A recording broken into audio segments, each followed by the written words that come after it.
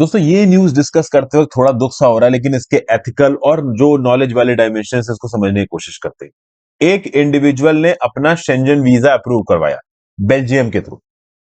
वो जा रहा है बेल्जियम से स्विट्जरलैंड। अब वो ओवरऑल मेडिकल ट्रीटमेंट के लिए जा रहा है, ऐसा उसने अथॉरिटीज को बताया। बट एक्चुअली में जा रहा है वो यूथेनेसिया लेने। उसको एक क्रॉनिकल मेडिकल कंडीशन है, क्रॉनिक मेडिकल कंडीशन, इसका नाम है माइल्गिक एंसेफेलोमाइलिटिस। इसको क्रॉनिक फैटीग सिंड्रोम भी बोलते हैं, और इस पर्टिकुलर इंडिविजुअल को बहुत ही ज्यादा सीवियर है ये सिंड्रोम। तो इसके चलते इसका जिंदा रहना मुश्किल हो रहा है। 2014 में ये बीमारी डायग्नोज हुई थी, लंबे समय तक एम्स में ट्रीटमेंट लगा। फिर कोरोना का पेंडेमिक आ गया, ट्रीटमेंट बंद हो गया, डोनर्स ज्यादा थे नहीं। तो इस कंटेक्स्ट में इस इंडिविजुअल ने अपने पेरेंट्स को बोला है कि भाई मेरे को मर जाने दो, और इससे पहले स्विट्जरलैंड गया भी है और इसके रिस्पेक्ट में असिस्टेड यूथनेसिया के बारे में बात करके आया है। अब शेंजन वीजा वगैरह सब अप्रूव हो गया था, ये फिजिशियन असिस्टेड यूथेनेशिया के लिए जा रहा था स्विट्जरलैंड। लेकिन यहां पे इसके एक फैमिली फ्रेंड ने दिल्ली हाईकोर्ट में पिटीशन डाल दी, और दिल्ली हाईकोर्ट में पिटीशन डाल के फैमिली फ्रेंड ने बोला कि ये इंडिविजुअल गलत बात बता के जा रहा है अथॉरिटीज को। अथॉरिटीज को इसने बताया कि भाई वो मेडिकल ट्रीटमेंट के लिए जा रहा है, बट एक्चुअली में ये बेल्जियम से जाएगा स्विट्जरलैंड, और स्विट्जरलैंड में जाके ये अपनी जान ले लेगा, फिजिशियन असिस्टेड यूथेनेशिया करेगा।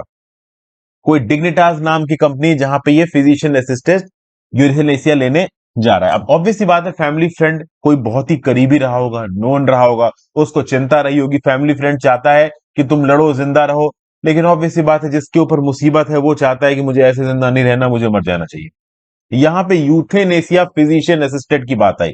तो यूथेनेशिया कितने प्रकार के होते हैं भाई? 4 प्रकार के यूथेनेशिया होते हैं। Active, passive, indirect, physician assisted. समझिए, चारों में एक इंडिविजुअल अपनी जान दे रहा है, वो खत्म हो रहा है। एक्टिव यूथनेशिया क्या है कि भाई आपको एक लीगल सब्सटेंस इंजेक्ट कर दिया, आप लेटे हुए हो, आपको एक ओवरऑल कोई सिरिंज के थ्रू, इंजेक्शन के थ्रू आपको लीथल सब्सटेंस इंजेक्ट किया, आपकी मृत्यु हो गई।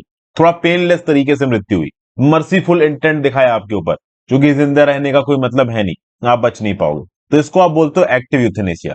4 प्रकार के यूथनेशियाज में सबसे सीवियर एक्टिव यूथनेशिया माना जाता है। दूसरा होता है पैसिव यूथनेशिया।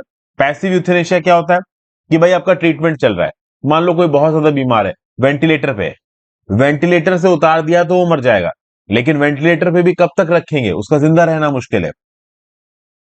तो पैसिव यूथेनेशिया में जिस भी लाइफ सपोर्ट मेडिकल सिस्टम के दम पे वो इंडिविजुअल जिंदा है, वो लाइफ सपोर्ट सिस्टम आप हटा दो। तो कोई वेंटिलेटर के ऊपर है, जिंदा है, वेंटिलेटर हटा दिया, वो ऑटोमेटिकली खत्म हो जाएगा।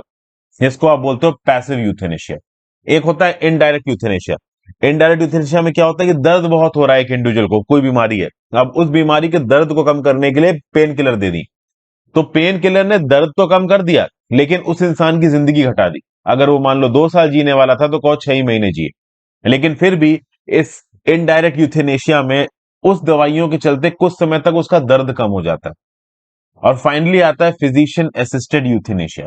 फिजिशियन असिस्टेड यूथेनेशिया में एक मेडिकल प्रोफेशनल आपकी मदद करेगा अपनी जान लेने के लिए। ये सबसे दुख की बात है दोस्तों, बट आज की डेट में ऐसा होता है। फिजिशियन असिस्टेड यूथेनेशिया में कुछ ऐसे प्रैक्टिसेस को इस्तेमाल किया जाता है कि एक पेशेंट धीरे धीरे करके उसकी जान जाएगी, अपना आखिरी समय थोड़ा बहुत वो अपने फैमिली मेंबर्स के साथ बिता पाएगा, और उसको दर्द भी कम होगा। तो फिजिशियन असिस्टेड यूथेनेशिया में एक इंसान के दर्द को कम करने की कोशिश की जाती है, थोड़ा सा उसकी लाइफ को प्रोलॉन्ग करने की कोशिश की जाती है, आखिरी समय वो अपना पीसफुल तरीके से निकाल सके, इसकी कोशिश की जाती है। तो ये जो फिजिशियन असिस्टेड सुसाइड है, या कह लीजिए जो यूथेनेशिया है, ये ओवरऑल आप कह सकते हो थोड़ा ह्यूमनिस्टिक है। दुनिया की बहुत सी कंट्रीज में लीगल है। इनफैक्ट यूरोप की बहुत सी कंट्रीज में, जैसे कि लग्जमबर्ग की बात कर लीजिए आप, बेल्जियम की बात कर लीजिए, नीदरलैंड्स की बात कर लीजिए, यूएसए में कुछ स्टेट्स हैं जहां पे ऑब्वियस सी बात है यूथेनेशिया को अलाउ किया गया है। बट हाँ, अब यूथेनेशिया अलग अलग प्रकार के जहां पे अलाउ किया भी गया है, वहां पे फिजिशियन असिस्टेड यूथेनेशिया पे ज्यादा फोकस।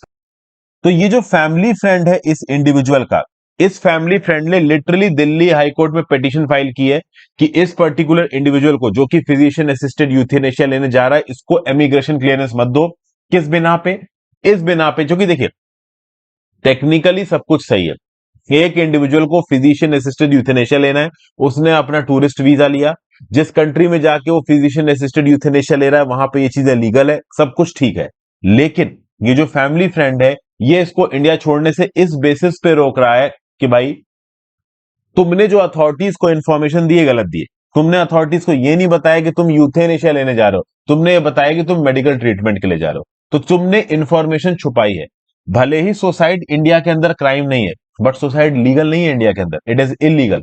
तो एक प्रकार से तुम फिजिशियन असिस्टेड सुसाइड करने जा रहे हो, तो ये गलत कर रहे हो। तो यहां पे दिल्ली हाईकोर्ट को बोला है कि भाई एक तो इसकी जाने की क्लियरेंस को रोको, दूसरा इसका प्रॉपर तरीके से फिजिकल ट्रीटमेंट कराओ। अब ये इंडिविजुअली परेशान हो गया होगा, 2014 से लेकर 2022 तक बेचारा ट्रीटमेंट पे है, उसको लग रहा होगा कि मेरे को नहीं जीना। कुछ लोगों के सामने चीजें कभी कभी प्रिकेरियस हो जाती हैं, एक आम इंसान के लिए समझना बहुत मुश्किल होता है। तो क्या यहाँ पे ये जो डिसीजन है इस पर्टिकुलर फैमिली फ्रेंड का इस इंडिविजुअल को रोकने का, ये क्या एथिकल है, क्या मॉरल है? देखिए, मैं उस इंसान की बात ही नहीं करूंगा दोस्तों जो यूथेनेशिया लेने जा रहा है। उसके दर्द को, उसकी परेशानी को समझना बहुत मुश्किल है। जो बिल्कुल फिट एंड फाइन है, सब कुछ सही चल रहा है, हम जैसे लोग, ओवरऑल वो कभी उस इंसान की परेशानी नहीं समझ सकते। सोचिए 2014 से वो बीमारी से गुजर रहा है, 2022 तक उसने आके सोचा कि यार अब नहीं जीना, मेरे दोनों माँ बाप 70 साल से ज्यादा के, मैं उनको परेशान नहीं करना चाहता, तो उसके ऊपर कोई भी कमेंट करना देखिए गलत है।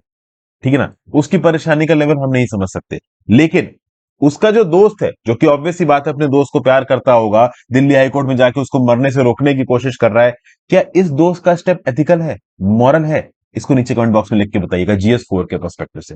आई होप वीडियो आपको पसंद आई हो दोस्तों, वीडियो को लाइक और शेयर कर दीजिएगा, इंस्टाग्राम पे फॉलो कर लीजिएगा, टेलीग्राम ग्रुप ज्वाइन कर लीजिएगा, ज्यादा से ज्यादा लोग लेक्चर को शेयर करें। Have a great day.